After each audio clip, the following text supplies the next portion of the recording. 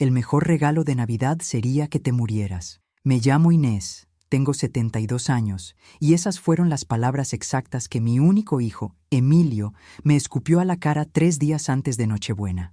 Estábamos en la cocina, la misma que mi Julián y yo levantamos con nuestras propias manos, y yo solo le estaba ofreciendo una taza de chocolate caliente, como cuando era un crío. Ni siquiera me miró. Tenía los ojos clavados en la pantalla del móvil, como si yo fuera una mosca molesta zumbando a su alrededor. Soltó la frase con una frialdad que me heló los huesos, se encogió de hombros y se fue, dejando la puerta abierta al frío de diciembre y a un silencio que pesaba más que una losa. En ese instante sentí que 40 años de sacrificios, de turnos dobles en la fábrica y de privaciones se convertían en ceniza. Mi corazón no se rompió, simplemente se detuvo por un segundo. ¿Qué haríais vosotros en mi lugar? Escuchad mi historia hasta el final y decidme, ¿qué habríais hecho en mi lugar? Y por favor, decidme desde qué ciudad me estáis escuchando. Necesito saber que no estoy sola en esto. Si queréis escuchar más historias de verdad, de las que duelen pero enseñan, suscribíos al canal. La puerta se quedó abierta, dejando que una ráfaga de aire helado de diciembre se colara en la cocina. El chocolate que le había preparado con tanto cariño se enfriaba sobre la encimera, y su dulzor ahora me parecía un insulto.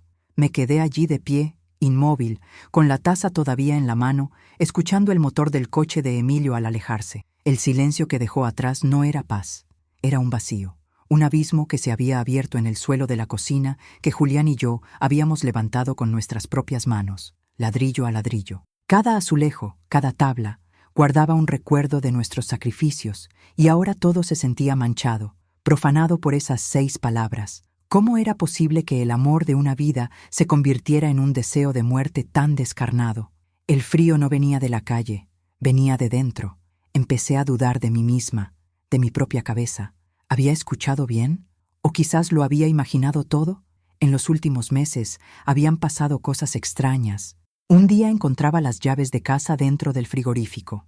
Otro día Sandra, mi nuera, me decía con una sonrisa compasiva que ya había pagado una factura que yo juraría que estaba pendiente. «Mamá, a tu edad es normal que se te olviden las cosas», me decía Emilio, dándome una palmadita en el hombro que no consolaba, sino que humillaba. Siempre lo hacían parecer como si yo fuera la que estaba perdiendo el juicio, como si sus pequeñas crueldades fueran solo despistes míos. Me sentía atrapada en una tela de araña invisible, y cada vez que intentaba moverme, más me enredaba en la duda. ¿Acaso me estaba volviendo loca? La casa, mi refugio durante más de 40 años, de repente se sentía extraña, hostil. El crujido de la madera del suelo por la noche ya no era el sonido familiar de un hogar que respira, sino el de unos pasos que no eran los míos. El viento que silbaba a través de las viejas ventanas parecía susurrar mi nombre. Me sentaba en el sillón de Julián, intentando encontrar consuelo en su recuerdo, pero solo sentía una soledad opresiva. Era como si las paredes, que antes me protegían, ahora me estuvieran observando, juzgándome. La promesa de mi marido, «Aquí nadie nos hará daño, Inés», resonaba en mi cabeza como una broma cruel. Algo oscuro se había instalado en mi hogar, y no era solo la ausencia de mi Julián. Era una presencia activa, maliciosa. Esa noche, mientras deambulaba por el pasillo oscuro, vi que la puerta de la habitación de invitados, donde Emilio a veces se quedaba, estaba entreabierta. Una pequeña rendija de oscuridad. Nunca la dejábamos así. Me acerqué con el corazón en un puño, conteniendo la respiración. Un olor dulzón y extraño flotaba en el aire, el perfume caro que usaba Sandra. Era un olor que no pertenecía a mi casa, un aroma invasor que se había pegado a las cortinas, a la colcha. Era como si hubieran marcado su territorio dentro de mi propio santuario. Me asomé con cuidado, pero la habitación estaba vacía. Aún así, la sensación de que alguien había estado allí recientemente, hurgando en mis cosas, se me clavó en el pecho como un alfiler. Recordé entonces una conversación de hacía unas semanas. Sandra, con esa voz melosa que usaba cuando quería algo, me había sugerido vender la casa. «Sería mucho más cómodo para ti, Inés, un pisito pequeño en el centro, más cerca de nosotros», dijo, mientras me acariciaba la mano. «Esta casa es demasiado grande para ti sola. Te da mucho trabajo». En ese momento, casi me pareció un gesto de preocupación, una idea sensata. Pero ahora, Después de las palabras de Emilio, esa sugerencia adquiría un matiz siniestro. No querían que estuviera más cómoda. Querían la casa. Querían mi vida, la que construí con Julián, para venderla al mejor postor y borrarme del mapa. Cada palabra amable, cada sonrisa, era una mentira calculada. Una parte de mí, la madre que había acunado a ese niño en sus brazos, intentaba buscar excusas. Quizás estaba estresado por el trabajo, quizás Sandra le metía ideas en la cabeza. Intenté recordar al niño que corría por este mismo pasillo, al joven al que ayudé a estudiar para sus exámenes hasta la madrugada. ¿Dónde estaba ese chico? Pero la imagen que se imponía era la de su rostro hoy en la cocina, una máscara de indiferencia, unos ojos fríos y vacíos que ni siquiera parpadearon al desearme la muerte. No había rastro de duda, ni una pizca de arrepentimiento. Eso no era un arrebato, no era un enfado pasajero, era una convicción, era lo que sentía de verdad, y esa certeza era más aterradora que cualquier insulto.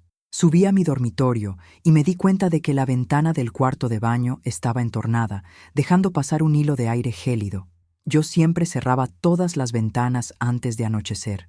Era una manía que tenía desde que Julián faltaba. Estaba completamente segura de haberla cerrado. Me acerqué y la cerré de un golpe, con el cerrojo. Mi pulso se aceleró. La había dejado yo abierta y no me acordaba. O alguien había entrado. Miré hacia el jardín oscuro, esperando ver una sombra, un movimiento. Nada, solo el baile de las ramas de los árboles. La duda volvió a carcomerme. ¿Era mi mente jugándome una mala pasada o estaba realmente en peligro? ¿Qué estaba pasando en mi propia casa? Me senté en el borde de la cama, la misma cama donde Julián y yo habíamos dormido durante décadas, y pensé en él. Julián era un hombre práctico, un albañil que entendía de estructuras, de cimientos. Él no se habría dejado engañar por sonrisas falsas ni por palabras bonitas. Él miraba los cimientos, buscaba las grietas. Inés, me habría dicho con su voz tranquila y firme, cuando una pared parece que se va a caer, no la apuntalas sin más. Buscas el origen del problema, buscas la grieta en la base. Y de repente lo entendí. Yo estaba intentando apuntalar los recuerdos, justificar lo injustificable. Tenía que dejar de lamentarme y empezar a buscar la grieta. Tenía que descubrir qué se escondía debajo de toda esa mentira. No pude dormir. Daba vueltas en la cama, con el eco de la frase de Emilio taladrándome el cerebro. El mejor regalo de Navidad sería que te murieras. Ya no sonaba como un insulto, sino como un plan, como el objetivo final de una estrategia que llevaban tiempo tejiendo a mi alrededor. El aislamiento, la manipulación para hacerme creer que estaba senil, la sugerencia de vender la casa, todo encajaba. No era solo desprecio, era algo mucho más oscuro y premeditado. El miedo que sentía no era a la soledad ni a la vejez, era un miedo primario, el miedo a que mi propio hijo estuviera, de alguna manera, planeando activamente mi final. Y si eso era cierto, no podía quedarme de brazos cruzados. El miedo se convirtió en una especie de hielo en mis venas, un frío que no paraliza, sino que endurece, que te da una claridad aterradora. Me levanté de la cama. Eran las 3 de la madrugada. La casa estaba en silencio, pero para mí era un silencio lleno de respuestas que debía encontrar. No iba a llamar a Emilio para pedirle explicaciones, no iba a enfrentarme a Sandra. Eso sería caer en su juego.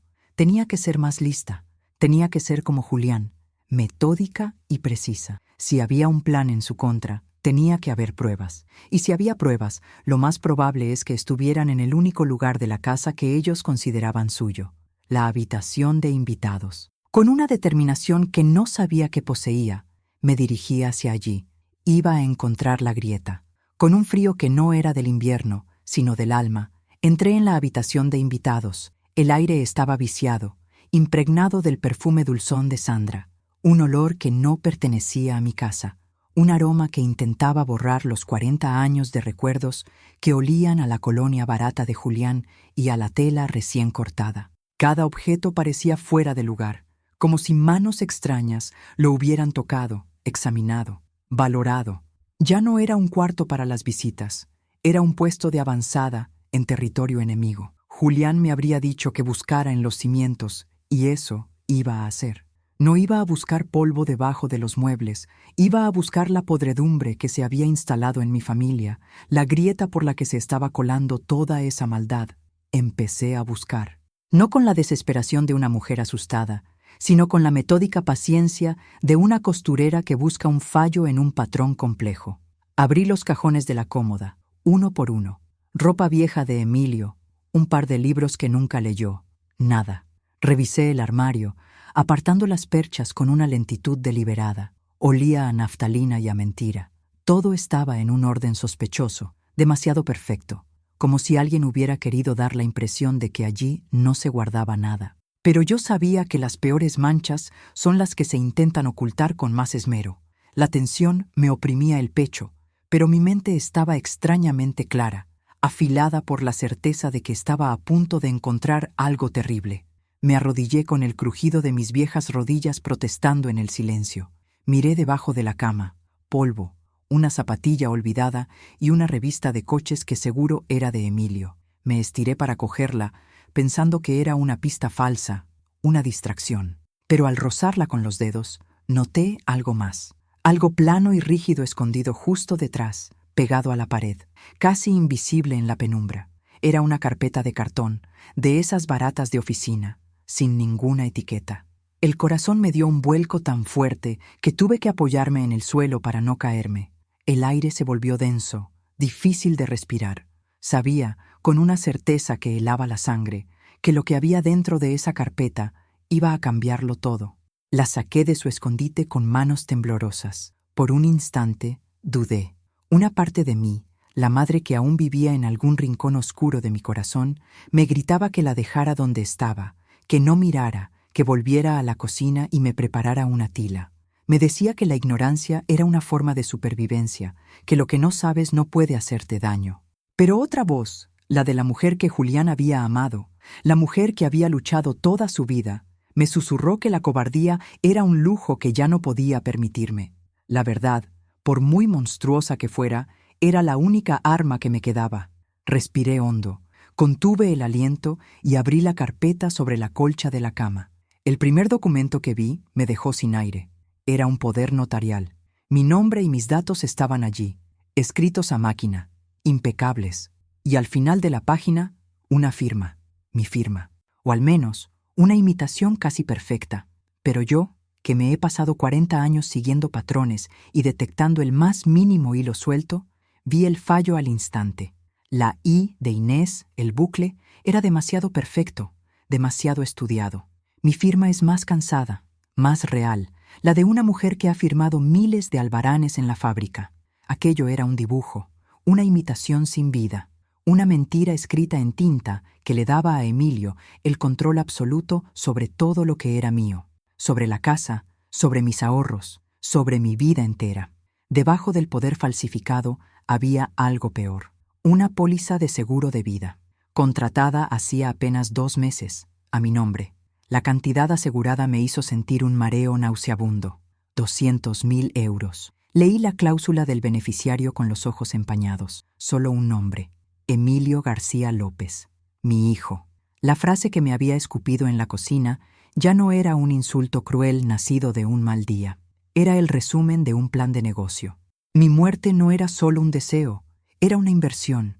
Tenía un precio, una cifra fría y calculada. El chocolate caliente, los sacrificios, las noches sin dormir, todo quedaba reducido a un número en un papel que olía a muerte. Y por si quedaba alguna duda del destino que me habían preparado, al final de la carpeta encontré el golpe de gracia. Un folleto a todo color de una residencia de ancianos. La Paz Dorada, se llamaba. Un nombre que sonaba a burla. Nunca había oído hablar de ella. Busqué la dirección en letra pequeña. Estaba en otra comunidad autónoma, a cientos de kilómetros de mi casa, de mis vecinas, de todo lo que conocía. Era el lugar perfecto para hacer desaparecer a una anciana molesta, un agujero negro donde mis quejas se perderían en pasillos anónimos. El plan era perfecto. Me incapacitaban legalmente con el poder falso, me encerraban lejos y esperaban a que la pena o la negligencia hicieran el resto para cobrar el seguro. El mundo se desmoronó a mi alrededor. La habitación empezó a dar vueltas y tuve que sentarme en el borde de la cama para no desmayarme. No era solo avaricia, era una crueldad metódica, planificada al detalle. El gaslighting, las llaves en la nevera, las facturas que olvidaba pagar. Todo era parte del teatro para construir el personaje de una anciana senil e incapaz. Me habían estado envenenando la mente poco a poco para que, cuando dieran el golpe final, nadie me creyera. Me habían convertido en una extraña en mi propia vida, en una loca a los ojos del mundo, para poder robarme y desecharme como un trasto viejo. La traición era tan inmensa que no dolía, simplemente me vaciaba por dentro. El pánico inicial dio paso a una lucidez helada. Tenía que actuar. No podía llamar a Emilio y enfrentarme a él. Negaría todo, me llamaría loca y quizás adelantaría sus planes. No podía confiar en nadie que le conociera.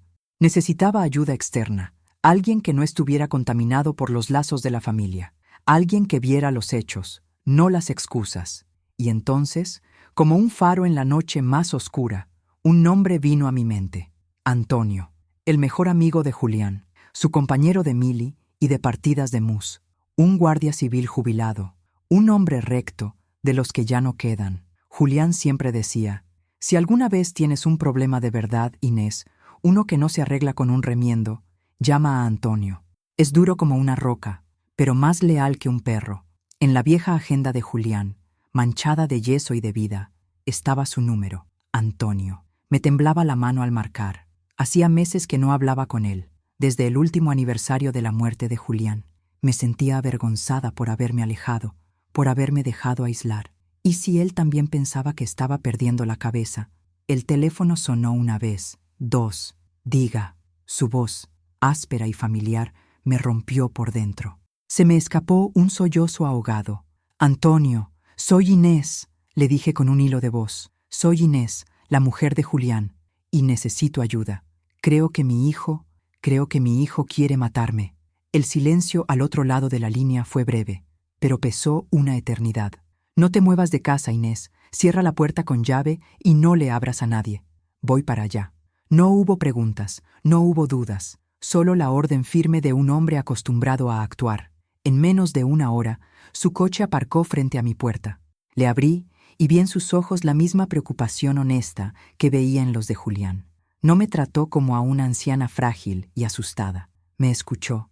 Puse la carpeta sobre la mesa de la cocina, la misma donde mi hijo me había deseado la muerte, y le mostré las pruebas de su traición. Antonio examinó cada papel con la mirada entrenada de un investigador, en silencio, con el ceño fruncido. La firma es una falsificación bastante decente, dijo al fin, con una voz grave que no admitía réplica. Pero un perito calígrafo la desmontaría en 5 minutos, y esto, añadió, señalando la póliza de seguro, esto lo cambia todo. Esto ya no es un asunto familiar, Inés.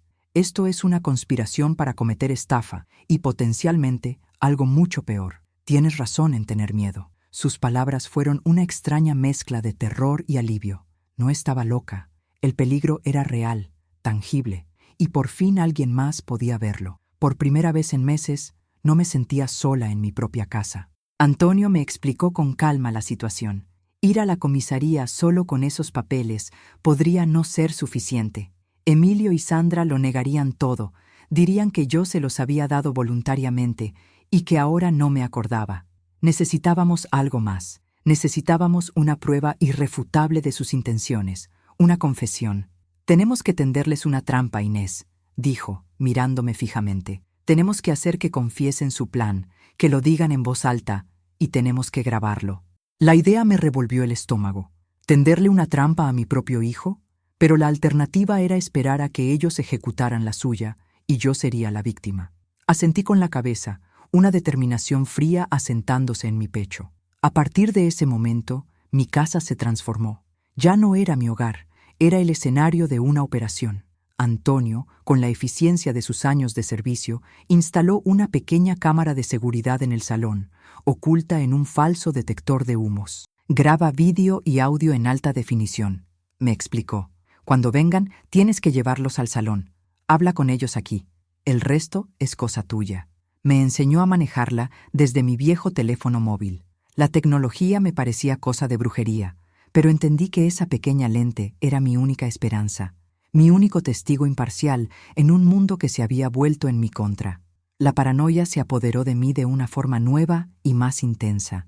Ya no era solo el miedo a los ruidos o a las sombras. Ahora, cada rincón de mi casa era un posible punto ciego, cada alimento en mi despensa una posible arma contra mí.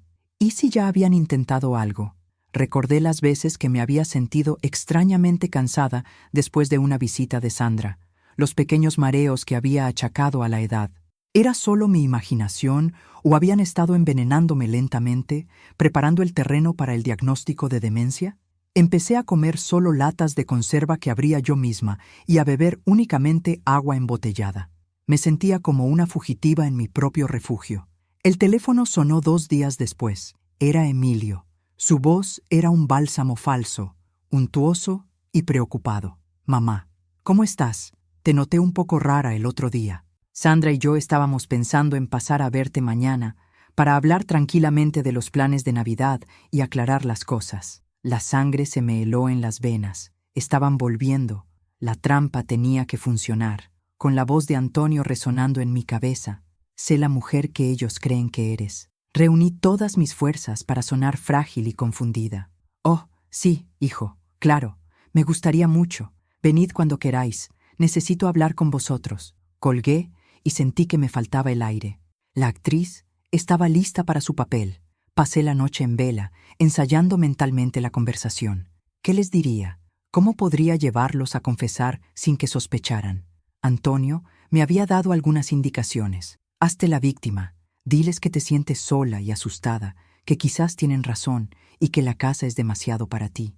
Diles que estás pensando en firmarles lo que quieran para que te cuiden». La idea de pronunciar esas palabras me repugnaba. Era como tragar veneno, pero era el cebo. Tenía que parecer débil, vencida, dispuesta a rendirme. Tenía que apelar a su arrogancia, a su codicia, a la seguridad que tenían de que ya me habían ganado la batalla. Mirándome en el espejo del baño, apenas reconocí a la mujer que me devolvía la mirada. Tenía los ojos hundidos, la piel pálida y un temblor en los labios que no podía controlar. Parecía una víctima. Quizás no tendría que actuar tanto después de todo. Solo tenía que mostrarles la ruina en la que me habían convertido. Pero debajo de esa fachada de fragilidad sentí una chispa. Era la rabia por Julián, por nuestra casa, por mi vida robada. Esa rabia sería mi combustible. No iba a derrumbarme, iba a luchar con las únicas armas que me quedaban, la astucia y el amor traicionado. Al día siguiente, la espera fue una tortura. Cada minuto se estiraba como una hora. Limpié la casa de forma compulsiva, no por tenerla presentable, sino para mantener mis manos y mi mente ocupadas. Revisé la cámara oculta una y otra vez, asegurándome de que la lucecita de grabación estuviera encendida. Coloqué la carpeta con los documentos falsos en un cajón del salón, a la vista pero no demasiado obvia, como parte del decorado. El corazón me latía con una fuerza desbocada, un tambor que marcaba el ritmo de la cuenta atrás. ¿Saldría viva de esto? ¿O estaba a punto de cometer el último error de mi vida? Recordé entonces pequeños detalles, conversaciones sin importancia que ahora cobraban un sentido macabro. Sandra preguntándome con curiosidad si guardaba las joyas de mi madre en casa. Emilio preguntando de pasada si el seguro del hogar cubría accidentes domésticos. No eran preguntas, eran estudios de mercado. Estaban calculando el valor del botín, explorando todas las vías posibles para obtenerlo. Cada sonrisa, cada gesto de falsa preocupación, había sido una puñalada cuidadosamente disimulada. La magnitud de su engaño era tan vasta que resultaba casi admirable en su perversión. Habían tejido una red a mi alrededor durante años, y yo ni siquiera me había dado cuenta. El timbre de la puerta sonó, un sonido agudo y estridente que partió el silencio en dos. Me quedé paralizada por un segundo. Eran ellos. El momento había llegado. Respiré hondo. Me alicé el delantal con manos sudorosas y caminé hacia la puerta como si fuera al patíbulo. Miré por la mirilla. Allí estaban, Emilio con su falsa expresión de hijo preocupado y Sandra a su lado, sosteniendo una caja de pasteles, el soborno de los verdugos. Abrí la puerta, forzando la sonrisa más frágil y rota que pude encontrar en mi arsenal de madre. «Hijo, Sandra, pasad, qué alegría veros». La mentira me quemó la garganta. Pero la dije. La función tenía que empezar. Entraron en la casa. Su casa, la casa que querían arrebatarme. Sandra dejó los pasteles en la cocina con un gesto exagerado de amabilidad. Te hemos traído tus favoritos, Inés, para endulzarte un poco. Emilio me puso una mano en el hombro, una mano que sentí como un peso muerto. Mamá, dijo con esa voz suave que usaba para manipularme, tenemos que hablar de algo importante. Creemos que hemos encontrado una solución para que estés más segura, más cuidada. Lo hacemos por tu bien. Les conduje hacia el salón, hacia el ojo invisible de la cámara. La trampa estaba lista, y yo, la vieja costurera, estaba a punto de dar la puntada final en este sudario que ellos mismos habían tejido. Me senté en el sillón de Julián, el que guardaba la forma de su cuerpo, y esperé. El corazón me golpeaba las costillas como un pájaro atrapado, pero mis manos, posadas sobre mi regazo, estaban quietas. Había preparado el escenario con el cuidado de una costurera que prepara su pieza más importante. Una taza de tila sobre la mesita, una manta de lana cubriéndome las rodillas, la expresión de una anciana vencida por el miedo y la soledad. El pequeño ojo de la cámara, oculto en el detector de humos, era mi único aliado, mi testigo silencioso. Cada segundo de espera era una tortura, un ensayo mental de las palabras que tenía que decir, del dolor que tenía que fingir para que su codicia mordiera el anzuelo. La función de mi vida estaba a punto de comenzar. Llegaron puntuales, como verdugos a una ejecución. Emilio forzó una sonrisa de hijo devoto, mientras Sandra, a su lado, sostenía una bandeja de pasteles como si fuera una ofrenda de paz. Sus ojos, sin embargo, no sonreían. Eran los ojos de dos depredadores que inspeccionan a su presa, calculando su debilidad. «Mamá, qué buena cara tienes», mintió Emilio, acercándose para darme un beso en la frente que esquivé con un leve movimiento de cabeza. «Te hemos traído tus favoritos», añadió Sandra, dejando los pasteles sobre la mesa con un gesto que pretendía ser dulce, pero que solo delataba su impaciencia. Los conduje al salón, mi salón, el corazón de la trampa. Se sentaron frente a mí, listos para dar el golpe de gracia. Empecé yo, con una voz temblorosa que no tuve que fingir del todo.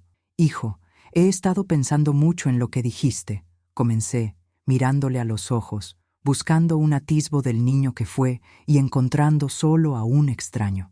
«Quizás tengáis razón. Esta casa es demasiado grande para mí. Me siento muy sola y a veces me confundo. Tengo miedo».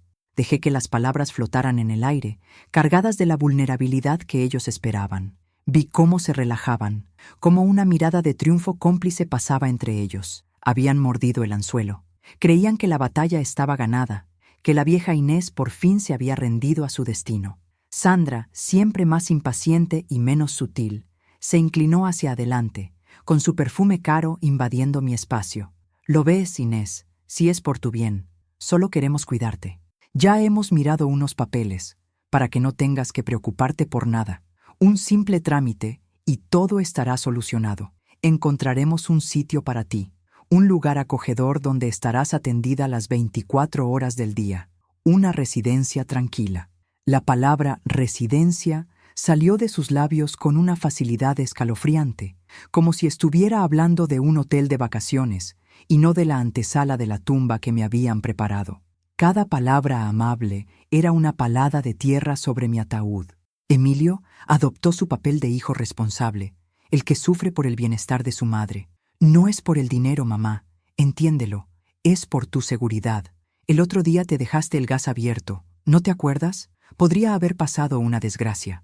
Era mentira, una mentira cruel y calculada, pero la dijo con una convicción que helaba la sangre. «Solo queremos formalizar la ayuda que necesitas. Firmando unos documentos, yo podré gestionar tus cosas, pagar tus facturas, asegurarme de que no te engañen. Es un poder para protegerte, nada más». La palabra poder resonó en la habitación, cargada de su verdadero y siniestro significado, y la cámara lo grabó todo: su rostro compungido, sus mentiras piadosas, su traición. Entonces reuní todo el coraje que me quedaba y les lancé el segundo cebo, mirándolos con una fingida confusión senil. ¿El poder? Pero el que me hicisteis firmar la semana pasada en la notaría, cuando me dijisteis que era para el impuesto de la casa, ¿ese ya no sirve? Los observé atentamente. Vi el rápido destello de pánico en sus ojos, el microsegundo en que su máscara se resquebrajó. Intercambiaron una mirada fugaz, una comunicación silenciosa que la cámara capturó a la perfección. Estaban atrapados. Negarlo sería contradecirse. Admitirlo sería confesar la falsificación. La tela de araña que habían tejido a mi alrededor empezaba a pegarse a sus propios pies. Sandra se recuperó primero, con una risa nerviosa que sonó falsa y estridente. «¡Ay, mamá, qué memoria tienes! Claro que sirve, claro, pero pensamos que sería mejor hacerlo de nuevo, aquí tranquilamente, para que lo leas todo bien y veas que no hay nada que ocultar. Queremos que estés completamente segura de que todo es por tu bien». Su explicación era torpe, desesperada. Estaban improvisando, intentando tapar una grieta que se acababa de abrir en su plan perfecto. Emilio asintió, intentando parecer convincente. «Exacto, transparencia total. Lo que queremos es tu tranquilidad». Pero su voz ya no sonaba tan firme. La duda, por primera vez, había entrado en su ecuación. Decidí apretar un poco más, llevarlos al límite de su arrogancia. «Entiendo», dije con un suspiro resignado. «Y supongo que el seguro de vida también es por mi tranquilidad, ¿verdad?». Dejé caer la cifra como si fuera un detalle sin importancia. 200.000 euros. Parece mucho dinero solo para pagar una residencia. El silencio que siguió fue denso, pesado. Pude oír el tic-tac del viejo reloj de pared del pasillo, marcando los segundos de su caída. Sus rostros pasaron del nerviosismo a la incredulidad. ¿Cómo podía yo saber eso? La pregunta flotaba en el aire entre nosotros, visible y peligrosa. La trampa se estaba cerrando. Fue Emilio quien, creyéndome completamente derrotada y senil, cometió el error final. Su arrogancia superó a su cautela. Se rió, una risa condescendiente y cruel. «Mamá, siempre preocupándote por los detalles. Es un mero formalismo legal. Con ese dinero nos aseguramos de que en La Paz Dorada no te falte absolutamente de nada. Es uno de los mejores centros, te lo aseguro. Y así, cuando ya no estés, todo quedará resuelto sin problemas». Acababa de nombrar la residencia del folleto.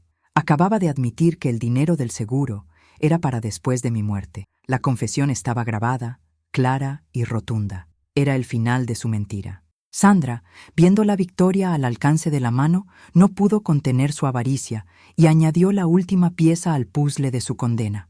«Y con la venta de la casa, que ya tenemos un comprador esperando, podremos liquidar por fin la hipoteca y las deudas. Será un alivio para todos, Inés. Tú estarás perfectamente cuidada y nosotros podremos vivir sin la soga al cuello. Es la mejor solución para la familia». Había conectado todos los puntos: la incapacitación, la residencia, la venta de la casa y el cobro del seguro.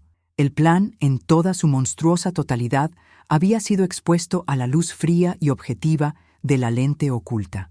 El patrón estaba completo. Entonces, mi voz cambió. El temblor desapareció, reemplazado por un acero forjado en 40 años de trabajo y una semana de infierno. Los miré fijamente, uno a uno, y la mujer frágil y confundida se desvaneció. «Y para cobrar ese seguro, tengo que morirme, ¿verdad, Emilio?», pregunté, y mi voz sonó extraña en mis propios oídos, dura como una piedra. «¿Ese es el regalo de Navidad del que hablabas? ¿Una muerte rápida y rentable?». El impacto de mis palabras fue brutal. Sus rostros se descompusieron, pasando de la soberbia al pánico en un instante. La presa acababa de mostrar sus colmillos. «Estás loca. La soledad te ha vuelto completamente loca», gritó Emilio, poniéndose en pie de un salto. Su rostro se había transformado en una máscara de rabia y miedo. Sandra, con un gesto instintivo, se lanzó hacia el cajón de la cómoda donde yo había dejado la carpeta, seguramente con la intención de destruir las pruebas. Pero ya era demasiado tarde. El juego había terminado, y ellos eran los perdedores. La verdad, una vez liberada, es imposible de volver a encerrar. Su mundo de mentiras se estaba derrumbando sobre ellos, y no había escapatoria posible. Con una calma que no sabía que poseía, saqué mi viejo teléfono móvil del bolsillo de mi delantal. Lo levanté para que pudieran ver la pantalla. En ella, su propia imagen, sus rostros descompuestos por el pánico, se reproducía en directo. Estaban viéndose a sí mismos ser grabados. «Sonreíd», les dije, y mi voz no contenía ni rabia ni pena, solo un vacío infinito. Mi amigo Antonio y la Guardia Civil están viendo la función desde su coche, aparcado en la esquina. Y me han dicho que vuestra actuación es digna de un premio. El color desapareció de sus caras. El terror puro y absoluto se apoderó de ellos. En ese preciso instante, la puerta principal de la casa se abrió de golpe. No la había cerrado con llave. Antonio entró primero, con su rostro serio e impasible, seguido de 2 agentes uniformados de la Guardia Civil. El sonido de sus botas sobre el parqué de madera que Julián y yo habíamos instalado fue el sonido más hermoso que había escuchado en años. Emilio García López, Sandra Rojas, quedan detenidos como presuntos autores de un delito de estafa, falsedad documental y conspiración para el homicidio. La voz de Antonio fue clara, firme y definitiva, como el golpe de un mazo de juez. Sandra soltó un chillido agudo, el sonido de un animal atrapado. Se dejó caer al suelo, sollozando. Emilio se quedó de pie, inmóvil, como una estatua de sal. Su máscara de hijo preocupado se había hecho añicos, revelando al hombre débil y codicioso que se escondía debajo. Mientras uno de los agentes le ponía las esposas, sus ojos se encontraron con los míos por última vez. Buscó algo en mi mirada, quizás una duda, un resto de amor, una pizca de piedad. No encontró nada. Solo el vacío de una costura terminada, de un patrón cerrado para siempre. No sentí ni alegría ni tristeza, solo la fría y silenciosa paz de la justicia. Los vi salir de mi casa, la casa que levanté con Julián, con las muñecas esposadas. El sonido metálico de los grilletes al cerrarse fue el punto y final de 45 años de maternidad. No hubo lágrimas, ni gritos de arrepentimiento. Sandra se había derrumbado en un charco de sollozos falsos, pero Emilio me miró con un odio puro, crudo, como si la culpa de su miseria fuera mía por no haberme dejado destruir. Cuando el coche de la Guardia Civil se alejó, un silencio profundo, casi sagrado, llenó la casa. Antonio se quedó a mi lado, sin decir nada, simplemente estando ahí. Me preparó una tila, como si yo fuera la niña asustada, y por primera vez en meses, el aire de mi hogar no pesaba. Estaba vacío, sí, pero era un vacío limpio, un lienzo en blanco esperando un nuevo comienzo. El proceso judicial fue un camino amargo, pero necesario. Antonio me acompañó a cada declaración, a cada vista. Su presencia firme era el ancla que me impedía hundirme en el mar de recuerdos y traiciones. Tuve que testificar, contar delante de un juez cómo mi propio hijo me había deseado la muerte por un puñado de euros. La grabación de la cámara fue la prueba reina, la puntada final que deshizo su red de mentiras. Al ver sus rostros en el banquillo, no vi arrepentimiento, solo la rabia del jugador que ha perdido la partida. Sandra intentó culpar a Emilio de todo, pintándose como una víctima de su ambición. Él, por su parte, me miraba con ojos de niño perdido, como si esperara que yo, su madre, detuviera aquella locura. Pero la madre que él conoció había muerto en aquella cocina, 3 días antes de Navidad.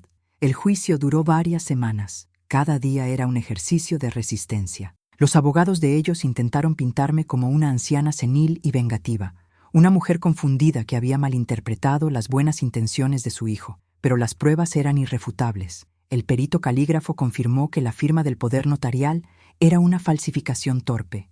El agente de seguros testificó que la póliza de vida se había contratado con una urgencia sospechosa.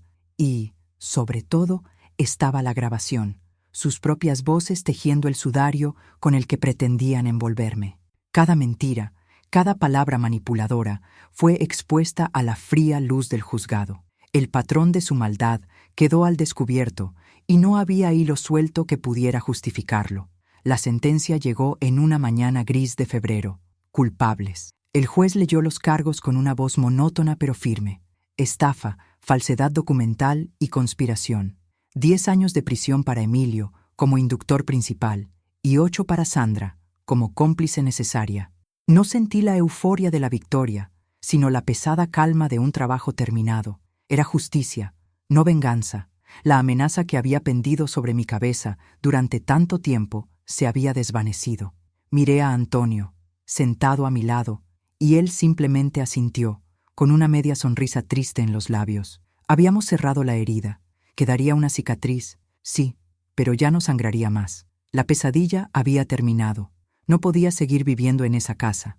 Cada habitación era un recordatorio, un fantasma. Las risas de Julián se mezclaban con el eco de las crueles palabras de Emilio. Era un santuario profanado. Con la ayuda de Antonio, la puse a la venta. El día que le entregué las llaves a la nueva familia, una pareja joven con un niño pequeño, sentí que me quitaba un peso de encima. Les deseé toda la felicidad del mundo, esperando que sus paredes solo escucharan palabras de amor. Con el dinero de la venta y mis ahorros, que recuperé del banco, me compré un pequeño piso en el centro, cerca de un parque lleno de vida, un lugar sin pasado, donde solo yo escribiría la historia. Mi nueva vida es sencilla, tranquila. Me apunté a un club de costura en el centro cívico del barrio. Allí conocí a otras mujeres, viudas como yo, madres con sus propias batallas. Compartimos patrones de ganchillo y retales de vida. Volví a reír, a tomar café con amigas, a pasear por el parque sin mirar por encima del hombro. El miedo, ese compañero constante que se había instalado en mis huesos, se fue disipando poco a poco, como la niebla de la mañana. Por las noches duermo de un tirón, sin sobresaltos. He recuperado la paz, ese tesoro que no se puede comprar con dinero, el único patrimonio que de verdad importa. Antonio viene a verme a menudo. Nos sentamos en mi pequeño balcón, que he llenado de geranios, y hablamos de todo y de nada. Se ha convertido en el hermano que nunca tuve. El otro día me preguntó si alguna vez pensaba en ellos, en Emilio y Sandra. Le dije la verdad, casi nunca. Son como una vieja enfermedad que superé, una cicatriz que me recuerda lo frágil que es la vida, pero que ya no duele al rozarla. No siento odio, ni siquiera pena, solo una inmensa e irrevocable distancia. Ya no soy la madre de Emilio. Soy Inés, una mujer de 73 años que ha decidido vivir el tiempo que le quede en paz consigo misma. A veces pienso en el dinero, el fruto de toda una vida de trabajo mío y de Julián, el botín por el que mi hijo estuvo dispuesto a venderme. Decidí que ese dinero no podía quedarse quieto en un banco, manchado por la codicia. Hice una donación anónima a un refugio que acoge a ancianos maltratados por sus familias. Es mi manera de honrar la memoria de Julián, de transformar el veneno que ellos inyectaron en mi vida en un pequeño antídoto para otros. Es mi forma de decirles, sin palabras, que su maldad no ha ganado, que del barro de su traición he conseguido hacer florecer algo bueno. Hace unas semanas llegó una carta a mi buzón. El remite era el de la prisión provincial. La caligrafía era la de Emilio. Sostuve el sobre en mis manos durante un largo rato. Sentí su peso, el peso de todo lo que no se dijo, de todo lo que se rompió. Una parte de mí sintió la tentación de abrirlo, de leer sus excusas, sus posibles súplicas de perdón, pero entonces recordé la frialdad de sus ojos en la cocina, el deseo de muerte en sus palabras. Caminé con paso firme hasta el cubo de la basura y, sin dudarlo, dejé caer la carta dentro, sin abrir. Hay puertas que, una vez cerradas con llave, no deben volver a abrirse jamás. Mi vida ahora es pequeña, pero es inmensamente mía. Tengo mis geranios, mis amigas del club de costura y la lealtad de un buen hombre como Antonio. Aprendí de la manera más dura que la confianza es un hilo muy fino que, una vez roto, no se puede remendar. Mi historia no es una historia de venganza, sino de supervivencia. Es la prueba de que, incluso cuando te han descosido el alma, siempre puedes encontrar la fuerza para coger aguja e hilo y empezar a tejer, puntada a puntada, un nuevo y digno final para tu vida. Si este giro te ha traído alivio, escribe justicia en los comentarios y comparte.